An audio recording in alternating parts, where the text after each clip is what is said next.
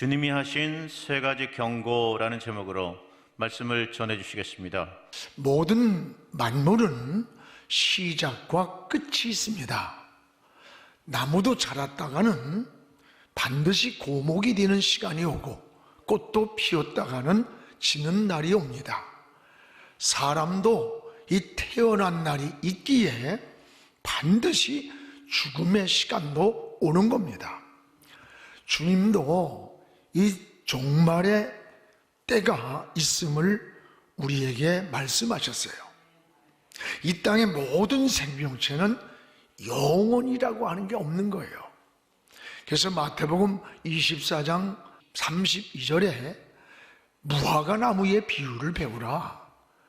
그 가지가 연하여지고 잎사귀를 내면 여름이 가까운 줄을 알라. 때를 알라는 겁니다. 주님은 이 땅에 오셔서 3년 동안 복음을 전하시면서 이제 자신이 십자가의 죽음을 바라보셨어요. 그래서 십자가의 죽음을 말씀하시고 또 다시 살아날 부활을 말씀하시면서, 그리고 내가 이 땅에 다시 온다, 재림을 약속하셨습니다. 여러분, 주님이 재림하기 전 일어날 징조들이 여러 모양으로 나타난다는 거예요. 기후로 나타나고, 해와 달과 별들이 흔들리는 무질서에서 나타나고, 그런가 하면 특별히 우리의 신앙에서 거짓 선지자가 많이 나타난다, 주의하라. 또 불법이 성황하는 때가 온다, 거짓 그리스도가 나타나서 너희들을 미혹을 하니까 주의하라고 하셨어요. 뿐만 아니라 어느 시대와 같은 관이 노아의 때와 같다라고 말씀했습니다. 홍수전 노아가 방주에 들어가기 전까지 사람들은 먹고 마시고 즐기고 시집가고 장가가고, 즉 세상에만 취해서 홍수가 나서 다 멸하기까지 그들은 깨닫지를 못했다. 방주문이 닫혀서 홍수로 심판이 내리는 그 시간까지도 세상에 취해 깨닫지 못했다. 인자의 임함도 이와 같으리라 라고 하는 말씀을 하시면서, 주님은 내가 천사장의 나팔소리와 함께 다시 이 땅에 재림하는 그날에 40절에 이렇게 말씀합니다. 그때에, 내가 올 그때에 마치 두 사람이 밭에 있음에 한 사람은 데려감을 받고 한 사람을 버려둠을 당한다. 또 41절에는 두 여자가 맷돌을 갈고 있는데 한 사람은 데려가고 한 사람을 버림을 받는다. 두 사람이 잠을 자는데 하나는 그냥 남아있고 하나는 들림을 받는다는 거예요. 이게 뭡니까? 모든 것이 주님이 오실 때는 구별이 된다. 구별. 여러분, 구원받지 못한 자와 구원받은 자가 구별이 됩니다. 이 땅에 남은 자와 들림받은 자가 구별이 됩니다. 알곡과 추수 때가 되면 쭉종이가 구별이 되듯이 육에 속한 자와 영에 속한 자가 구별이 된다는 거예요. 그러면 우리 그리스도인들은 어떻게 살아야 되는 것인가? 우리는 지금 마치 추수 때와 같은 이 종말적 시대에 살고 있다고 하는 것을 깨달아야 됩니다. 예수님의 경고를 잘 들어야 돼요. 이것이 지혜로운 성도이며 복 있는 자다라고 했습니다. 그래서 오늘 말씀에는 주님이 이 땅에 재림을 약속하시면서 내가 올 그때까지 너희들은 세 가지를 잘 지키라고 경고를 하셨어요. 그 하나는 무엇보다 깨어 있으라 라고 하는 경고입니다. 오늘 42절에서 43절을 함께 읽겠습니다. 그러므로 깨어 있으라. 너희 어느 날에 너희 주가 임할는지 너희가 알지 못함이라. 너희도 아는 바니 만일 집주인이 도둑이 어느 시간에 올 줄을 알았다면 깨어 있어서 그 집을 뚫지 못하게 막았을 것이다 하였습니다. 깨어 있으라, 깨어 있으라, 너희가 알지 못함이라. 마치 도둑이 집을 뚫고 어느 경점에 올지 모르는 것처럼 어느 시에 우리 주님이 반드시 다시 오시는데 언제 올지 모른다는 거예요. 여러분, 도둑은 사람들이 있고 왁자지껄하는 시간에 오는 게 아니라 잠든 시간에 온다는 거예요. 사람들의 소리가 집안에서 들리고 있는데 도둑이 올 수는 없어요. 우리 영적 생활도 마찬가지예요. 그래서 주님은 내가 어느 때 올지 모르나 마치 도둑같이 온다.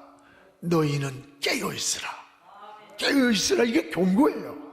깨어 지키고 있는 자를 우리는 파수꾼 이렇게 말합니다. 깨어 있다는 말은 어떤 육체적인 의식만이 아니에요. 우리에게는 정신세계, 영적인 세계도 마찬가지라는 거예요. 그래서 이런 말이 있습니다. 우리 육체가 잠이 들면 물질을 도둑을 맞고, 이 사상이 잠이 들면 나라를 도둑 맞는다는 걸 뺏기고, 우리의 신앙이 잠이 들면은 영혼이 도둑 맞는다는 말이 있습니다. 그렇습니다. 성경에도 잠든 사이에 원수가 가라지를 덧뿌리고 갔다 그랬습니다. 우리는 신앙의 파수꾼입니다. 정신을 차리고 오늘도 깨어있는 파수꾼의 사명을 다해야 된다 이 말입니다. 지금은 사순절입니다. 깨어 기도하면서 우리가 하나님의 보좌 앞으로 더 가까이 나가서 저 하늘에 열린 성전 안에 언약궤를 바라볼 수 있어야 되는 거예요. 여러분, 이 언약궤는 하나님의 임재입니다.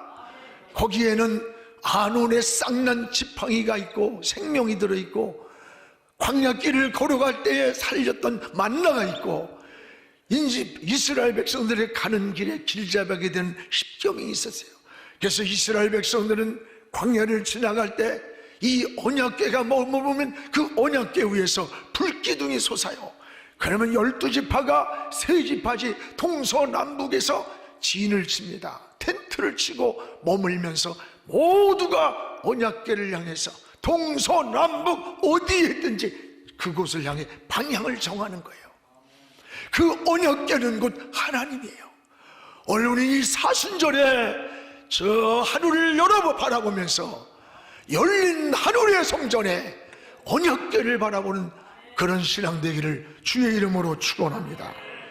여러분, 또한 성도는 그래서 늘 이 세 가지 파수꾼이라고 생각해야 돼요. 이 파수꾼은 보초예요. 바로 지키는 자를 파수꾼이라고 그래요. 무엇보다 성도는 영적 파수꾼임을 잊지 말아야 합니다. 우리 코로나의 이후로 지금 영적인 잠이 들어있지는 않습니까?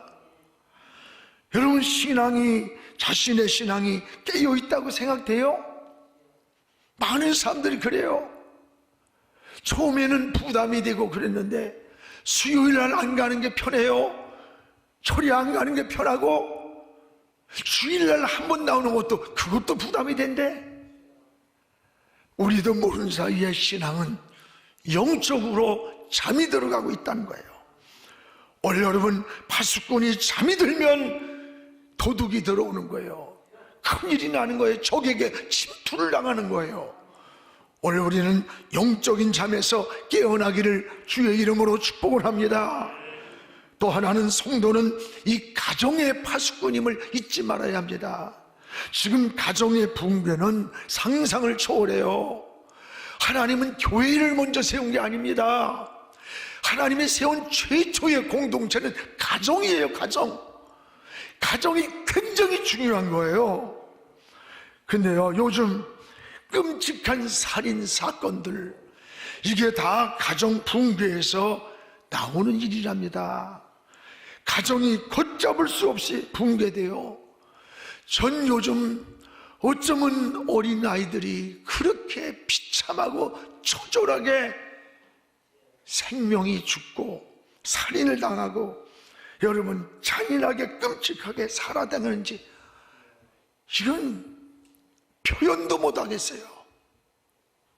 어쩌다가 사회가 이렇게까지 무너지고 붕괴되고 있는지. 성도는 가정을 지키는 파수꾼이라고 하는 사실을 깨닫고 우리는 세상 사람들과 달라야 합니다. 또한 우리 성도들은 이 민족을 지키는 파수꾼이라는 것을 잊지 말아야 됩니다. 오늘 우리는 3.1절 예배를 드리고 있지 않습니까? 지금 북한에서는요 이미 핵을 다 보유하고 그리고 그 핵 보유국임을 전 세계가 인정해달라고 막 혈안이 되어 있어요. 그리고 그들은 언제든지 한 번 버튼을 누르면 세계를 불바다를 만든다는 둥, 여러분 민족적인 불행을 만들겠다고 위협하는데 우리는 지금 어때요? 아니 북한이 아직도 적이에요. 우리는 그 적들이 아니 한미 훈련 하지 말란다고 그거 하지 말자고 하는 국회의원들, 이야 이게 진짜 나란지. 아무리 생각해봐도 저는 제 사명이 생명 있는 날까지 저 북녘 땅에 복음을 전하고 이게 저의 사명으로 알아요. 그러나 남북 관계는 어떤 경우라도 비핵화를 전제로 이루어져야 함께 사는 길이에요. 한쪽에 핵을 가지고 있으면 그건 살 수가 없는 거예요. 여러분 이것은 정치적 문제나 경제적 문제가 아니에요. 안보라는 것은 생존에 관계된 문제예요. 살지 않으면 죽는 거예요. 그래서 국력이 힘이 있어야 되는 거예요. 힘이 있으면 우리가 원하는 평화를 만들 수 있다는 거예요. 그러나 힘이 없으면 평화를 구걸하는 거야. 구걸. 힘이 없으니까. 여러분 우리를 위해서 누가 지켜주겠어요? 나라를 36년 동안 빼앗겼던 이 민족을 생각해 보세요. 성도 다 뺏기고 공출해서 농사진 거 뺏기고 그 어린 소녀들은 정신대로 끌려가서 성놀이개가 되었고 그래도 힘이 없기 때문에 아무 말도 못하고 비참하게 살던 게 우리 역사 안에 있는 거예요. 여러분 누가 우리 지켜주는 거 아닙니다. 우리 국민이 하나가 돼야 돼요. 여야가 아니에요. 이것은 생존의 문제예요. 그래서 우리 그리스도인들은 신앙을 지키고 가정을 지키고 나라를 지키는 파수꾼이다 라고 하는 마음을 늘 가지고 하는 게 기도드려야 되는 겁니다. 성경에 보세요. 이 잠이라고 하는 게 여러분 무의식 상태, 자기를 관리할 수 없는 상태야. 잠들었다 실패한 사람들이 많이 나오잖아요. 사울은 전쟁을 하다가 잠이 들었을 때 적이 와서 그 옆에 물병을 빼앗아 가지고 갔어요. 이게 뭐냐? 죽음이에요. 죽음. 삼손은 들릴라의 품에서 잠들었다가 두 눈을 잃었어요. 제자들은 기도하라고 그렇게 깨웠는데 피곤하다는 핑계로 잠들었다가 모두 주님을 버리고 후회하는 인생을 살았어요.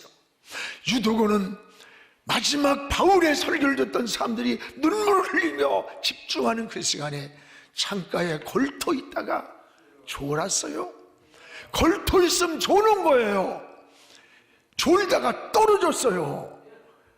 여러분, 우린 이런 것이 우리에게 주는 신앙적인 거울이 아닙니까? 우리가 영적으로도 깨어있지 못하고 잠든 사이에 원수 마귀는 마치 도둑처럼 들어와서 우리의 이 영과 육을 공격하고 파괴하고 있다는 것을 깨닫기를 주의 이름으로 축원합니다. 지금 우한 코로나로 인해서 교회마다 기도 모임이 막혀 있어요. 은혜의 통로가 막히고 주일 예배도 무너져 가면서 영적 잠이 들어가고 있는 것이 이게 더 큰 코로나보다 더 무서운 위기인 겁니다. 여러분 사순절을 보내면서 무엇보다도 우리 모두가 이 영적인 신앙의 잠에서 주님이 깨어있으라는 경고처럼 영적 신앙이 깨어있기를 주의 이름으로 축복을 합니다. 또 하나는 주님 내가 다시 온다 그러면서 준비하고 있으라 라고 하는 경고입니다. 준비하고 있으라. 우리 44절을 같이 읽겠습니다. 이러므로 너희도 준비하고 있으라. 생각하지 않은 때에 인자가 오리라. 준비하고 있으라. 주님이 언제 올지 모르기 때문입니다. 여러분, 기회는 준비된 자만이 그 기회를 잡을 수 있는 거예요. 인생의 가장 중요한 게 저는 준비성이라고 생각해요.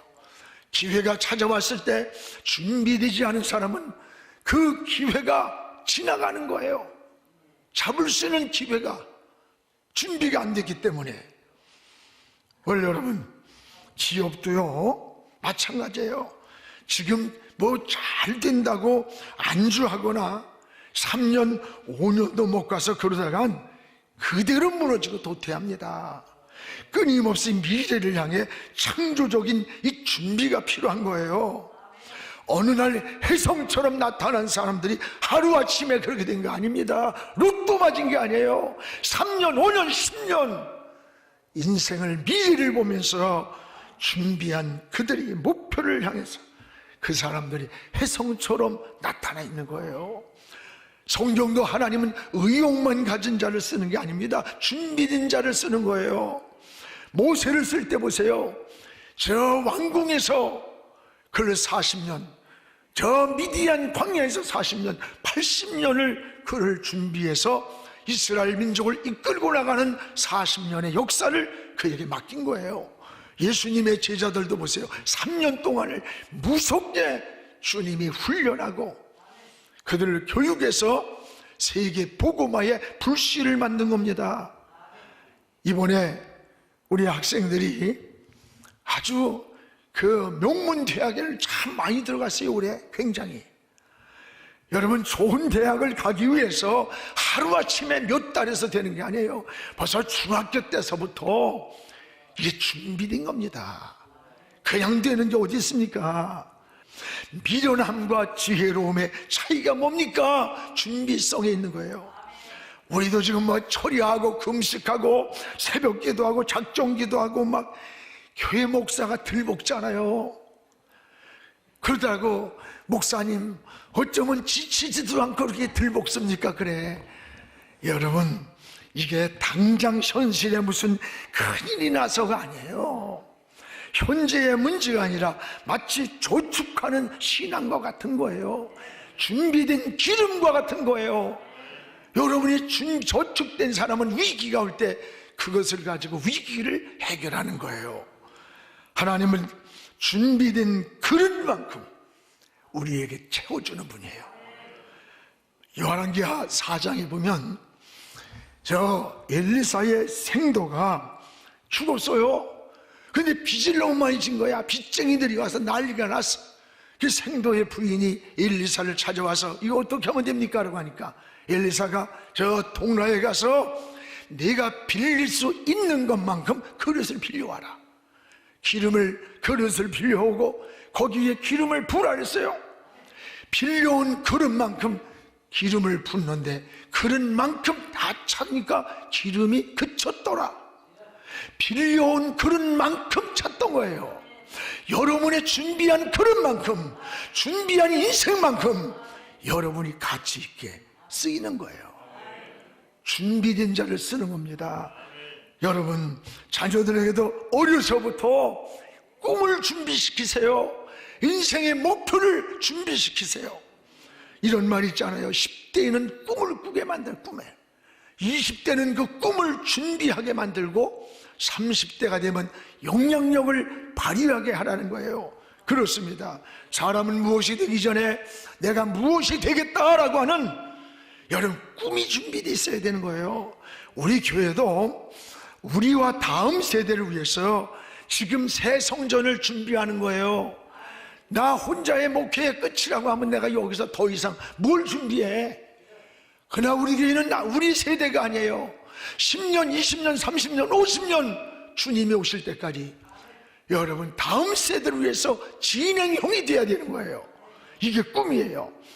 그래서 우리는 다음 세대를 위해 우리는 세상을 떠날 때 여러분 보험을 위해서 찾을 수 있는 그런 한 구자씩 1,404구자 100억을 다음 세대 비전 헌금으로 준비하고 있잖아요. 많은 성도들이 참여하고 있어요. 너무 감사해요. 근데 이 코로나로 인해서 동참하지 못하는 분들도 있는데 여러분, 우리 다음 세대를 위해서 함께 다 동참하시기를 바랍니다. 우린 진행형이에요. 희망이 있는 거예요. 여러분, 가난하고 힘들어도 내일의 희망이 있는 사람은 절망하지 않아요. 가정도 개인도 나라도 마찬가지입니다. 올 여름 준비하는 자가 되기를 주의 이름으로 축원합니다. 또 하나, 주님은 너희는 어떻게 살아야 되는 줄 아느냐? 충성되고 지혜 있는 자로 살라는 거예요. 오늘 45절을 우리 같이 한번 읽겠습니다. 충성되고 지혜 있는 종이 되어 주인에게 그 집 사람들을 맡아 때를 따라 양식을 나눠줄 자가 누구냐? 충성되고 지혜로운 종이 되라는 거예요. 여기에 충성이란 말과 믿음이란 말은 같은 뜻이에요. 충성이란 뭐냐? 믿을 수 있는 사람, 신뢰할 수 있는 사람, 맡길 수 있는 사람, 신실한 사람이란 뜻이 충성이란 뜻이에요. 근데 이 충성이란 말을 피스토스라고 그래. 근데 믿음이란 단어도 피스티스라 그래. 이것은 단어의 어원이 같은 거예요. 어원, 뜻이 같은 거예요. 그러니까 믿음과 충성은 믿을 수 있는 사람, 신뢰할 수 있는 사람, 신실한 사람, 맡길 수 있는 사람, 이게 충성이고 믿음인 거예요. 그래서 믿음의 가장 중요한 것은 충성이 동반해야 돼요. 동반. 충성과 믿음은 같은 거예요. 사랑하는 여러분, 오늘 주님은 충성되고 지혜로운 종이 되라 말씀하는 거예요. 예수님은 천국 복음을 전하기 위해서요, 많은 일꾼이 필요했어요. 그때의 말 잘하는 정치가 또는 무슨 글 잘 쓰는 문필가를 부르지 않았어요. 그 많고 많은 사람들 가운데 우직하고 진실했던 어부였던 베드로를 불러서 수치자를 삼은 거예요. 구약에서도 농부였던 기드온 같은 사람, 뽕나무를 가꾸며 살던 진실한 아모스 같은 사람을 하나님의 사람으로 그 시대에 세웠던 거예요. 하나님은 정직한 사람, 진실한 사람, 순수한 사람, 하나님의 뜻이라면 죽기까지라도 순종하며 충성된 인생을 살기 원하는 그런 사람을 하나님의 사람이라고 불렀고 그들을 통해 하나님의 역사를 이루어갔던 겁니다. 오늘 여러분, 우리도 이런 충성된 자, 하나님 보시기에 믿을 만한 사람이 되기를 축복합니다. 여러분, 46절 우리 같이 읽읍시다. 주인이 올 때 그 종이 이렇게 하는 것을 보면 그 종이 복이 있으리라. 그 복 있는 종이 어떤 겁니까? 주인이 올 때, 이 말은 내가 지금 다시 반드시 온다, 결산하러 온다, 그 오신다는 거예요. 주님이 오시는 그 결산의 약속이에요. 그때 이렇게 하는 것을 보면, 이렇게가 뭐야? 너희가 깨어있고 준비하고 있고 주인이 있을 때나 없을 때나 충성되고 지혜로운 자가 될 때 이런 자가 복이 있다는 거예요. 그렇습니다. 사랑하는 성도 여러분, 지금 우리는 사순절을 지나고 있어요. 특히 여러분, 기도하는 시간이에요. 우리 주님 십자가에 내어주시고 독생자까지 주신 우리 하나님의 사랑을 고백하는 시간들이 되시기를 바랍니다. 우리의 영적 생활이 더욱 깨어 있어야 돼요. 여러분, 신앙의 준비가 있어야 하고, 그리고 하나님 앞에 충성된 청지기로 우리 주님 앞에 서기를 주의 이름으로 축복합니다. 지금은 미디어 선교를 위한 헌금 시간입니다. 이 예배를 통해 삶 가운데 은혜와 회복이 충만하시길 간절히 기도합니다.